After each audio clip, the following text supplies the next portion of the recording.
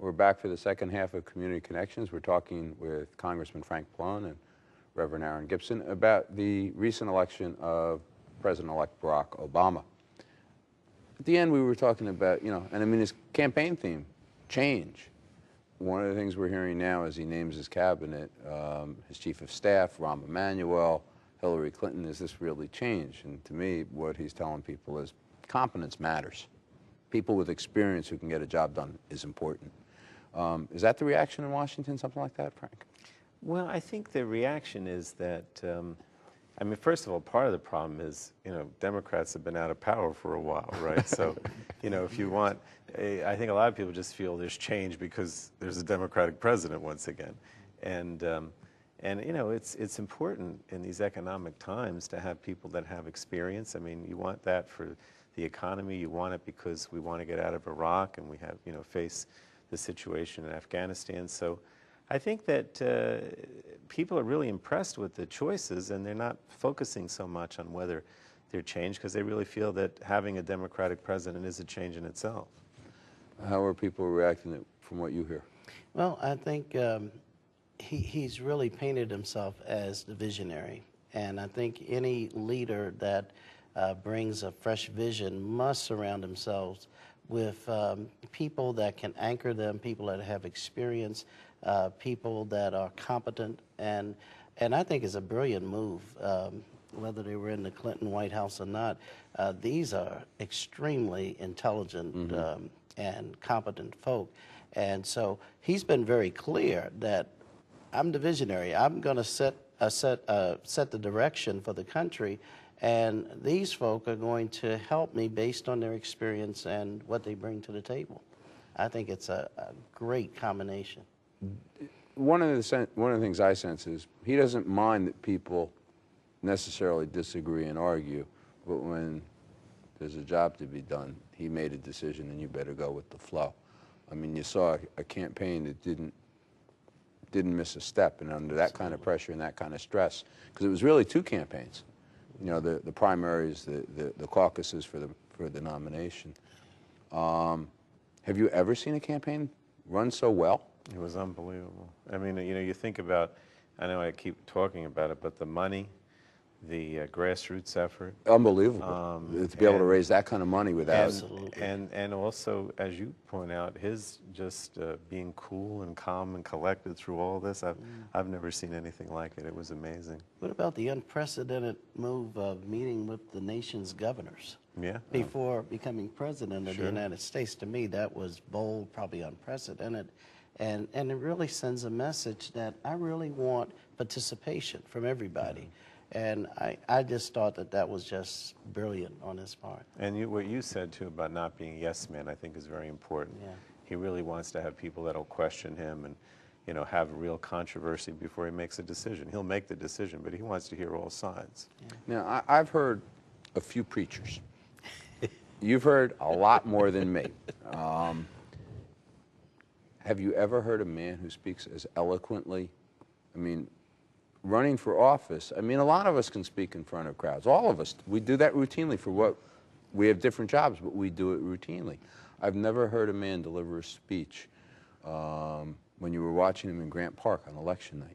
Grant Park was amazing, wasn't it? That was I watched Jesse Jackson when he was crying, and I just was saying... And the finger that was shaking, God. I'm sure his mind had to go back to the civil rights movement. Exactly. And just sort of digesting all that has happened and the things that he has seen in his lifetime, being so close to Dr. King, and now actually seeing a man elevated, a black man elevated to the presidency. It just had to be an awesome moment. But as far as his ability to communicate, he's in a rare class. Yeah. And Dr. King, I thought, was just extraordinary in terms of being able to communicate and to get his message across. But certainly Barack is in that class, and maybe is the best we've seen. I don't know. But I have to tell you, when I first started hearing him speak, I actually thought of you, and I know you think I'm making this up, but I'm not. Because I thought to myself, here is a person who really has great ideas and is a good speaker, but there's no question that a lot of that has come from the tradition of the black ministers. I mean, I don't know that he ever preached in church, actually, probably never did, right? No, but not that I'm aware But of. there's no question that he has taken up the style and you know, the motivation of people like yourself. And that is what makes him special. It's that, you know, that background. There's no question about it. I think it's a unique blend. Yeah, exactly. Now, he actually, one of the more controversial things about his campaign was his attendance at Reverend Wright's church. Right. Right. And there, I suppose he went there for 20 years. Reverend Wright baptized his children. It's an issue in a campaign, although religion is a touchy political issue. Yeah. But you know, my reaction when all that came up, and I know I'm going to create some controversy. And say Well, that's what good. I'm The show gonna likes say. that. You know, somebody said to me, how do you go to a church, and Reverend Wright's church, and listen to him and not agree with a lot of what he says? And I said, well, I do that all the time. I mean, I go to Catholic church. I don't agree with all the things that the priest or the Pope says, and that doesn't stop me from going there. So, you know, you go to church because you want to hear, you know, you have certain beliefs. It's part of your tradition. You're not necessarily there agreeing with everything the preacher says. I mean, there are many times when I wanted to walk out because I didn't agree with what You know, the I've preacher heard says. things. I go when I go as much to Second Baptist. I'm there. You know, I don't go a lot anywhere, but I go to I'm there a couple times a year at least. I go to We're Holy gonna Trinity. give you envelopes so that you can start paying. I generally do. But I go to a lot of different places of worship, houses of worship, because that's part of my job as the mayor, and they all serve a role in the community. And they all offer different things. They offer comfort. They offer a sense of community. So I don't see that, I didn't see Reverend Wright as his spokesman, and that became very clear. No, and you know, I think that the black preacher has always taken seriously their role to be prophetic. And not just with the things of the Word, the Bible, but to really sort of help people see the nation, their community, and preachers have always been civic-minded, and I think to try to help people understand what is happening beyond the Word of God. I think, you know, it's one thing to study and read, and we have to do that, but then we have to apply the Word. And I thought Jeremiah Wright, to a great extent, was taken out of context.